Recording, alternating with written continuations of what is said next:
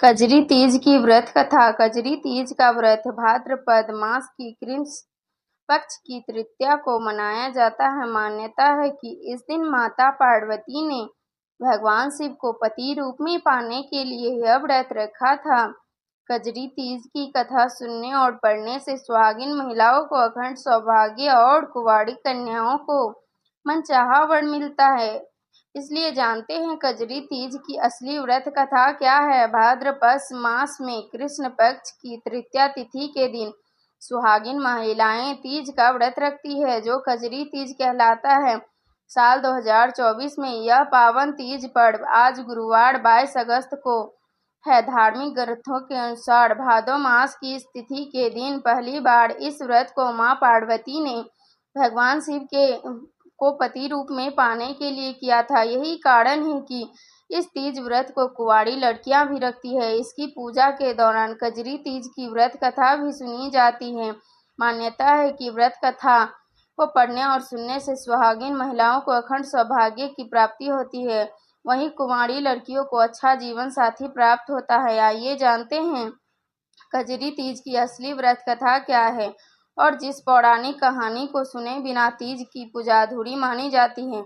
कजरी तीज की पौराणिक व्रत कथा प्राचीन समय की बात है। एक गांव में एक गरीब ब्राह्मण दंपति रहते थे। उनकी हालत इतनी दयनीय थी कि जैसे वो केवल 2 वक्त का भोजन ही कर पाता था। ऐसे में जब भाद्रपद महीने में तृतीया तिथि की कजरी तीज आई तो ब्राह्मण की पत्नी ने कजरी तीज का व्रत रखने का संकल्प लिया और उसने तीज माता का व्रत रखा। ब्राह्मणी ने ब्राह्मण से कहा, सुनो जी, आज मेरा तीज माता का व्रत है, आप कहीं से चने या सत्तू लेकर आओ।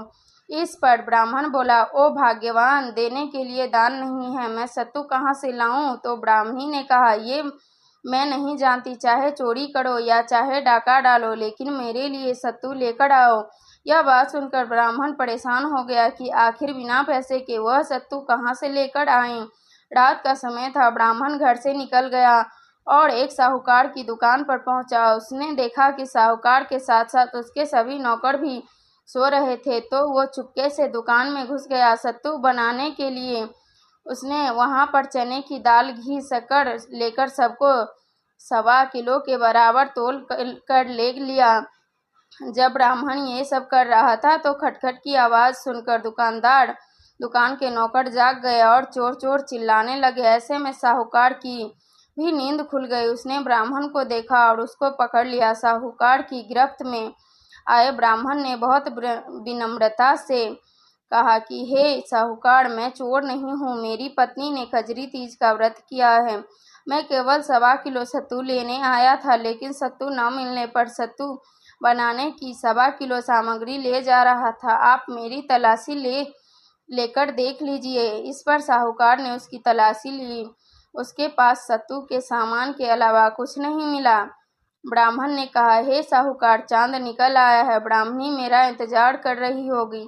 साहूकार की आंखें भर आईं। नम आंखों से साहूकार ने कहा, आज से तुम्हारी पत्नी को मैं अपनी धर्म बहन मानूंगी। इसके बाद उसने ब्राह्मण को सत्तू, आभूषण, गहने, रुपये, मेहंदी, लच्छा और बहुत सारा धन देकर ठाठ से विदा किया। सबने मिलकर कजरी माता की पूजा की। इसके बाद ब्राह्मण दंपति पर कजरी माता की कृपा हुई। उसके दिन फिर गए, अच्छे दिन आ गए। इस कथा को जो भी पढ़ता है और सुनता है उसका कल्याण होता है। इस कथा को पढ़ने सुनने वाले के साथ साथ सब लोगों के वैसे ही दिन फिरे जिस तरह ब्राह्मण के दिन फिरे थे। कजरी माता की कृपा सब पर हो। अगर आपको यह कथा पसंद आई हो तो वीडियो को लाइक, चैनल को सब्सक्राइब जरूर करें। वीडियो को लास्ट तक देखने के लिए धन्यवाद।